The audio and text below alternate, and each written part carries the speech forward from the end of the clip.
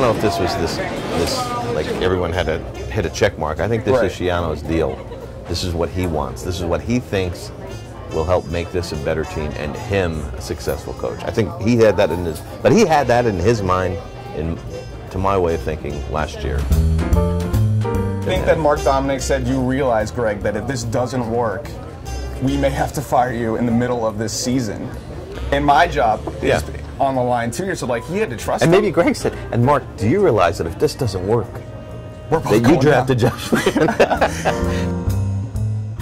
My whole thing right now with this team is, I think they're trying to get their ducks in a row. I think Dominic is trying to back Schiano because he has to.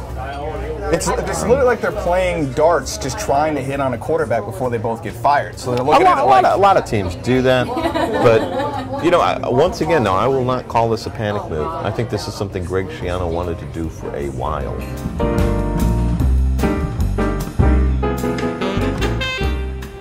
What the hell happened here? Right. This kid was... You don't fluke into 25 touchdowns and 6 interceptions in your second season. You don't have the 6 games he had last year unless you have something. But couldn't you argue that the only way to look at it is a fluke, unless you put it all on Schiano? That doesn't happen in the NFL. But over 5 years, though, his rating is like 78. Yeah, but you don't have those stretches. If you're that, you just don't. Pick me a guy who's now awful, who had a 6-game or season-long stretch. Guys like Tim Couch are just bad to begin with. Right. Blaine Gabbert has been bad to begin with.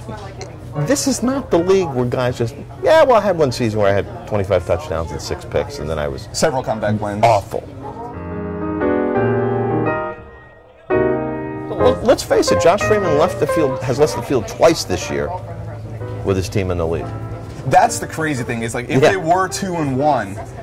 It's all, that would screw up. I can't wrap my Schiano's plans. That's what I think is so funny. If they had played him against Arizona and he wins, that's one more week where Schiano's got to put up with a quarterback he doesn't want to deal with. And I'm not saying he sabotaged him, but this is not his guy. So is he happier that he might end up 4-12 with his guy with a maybe next year contract, or as opposed to being 7-9 with Freeman? I think in his mind he thinks 4-12 this Glennon, is 7-9 the best way for me to win. And here's the important thing: my way. You know, my way.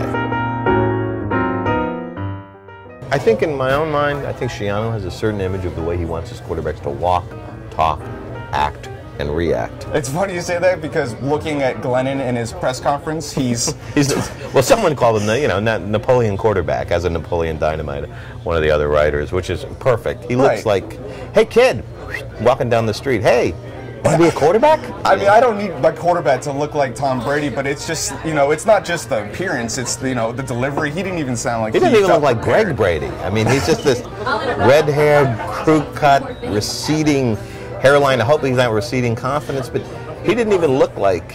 And we can only talk about his appearance because he doesn't have any stats. So, I mean, when he plays... Plus, I'm worried because I think I might be faster than him. You can't with people who lived here their whole lives, they've seen everything. They've seen every kind of circus you can get. And I don't think this circus is over.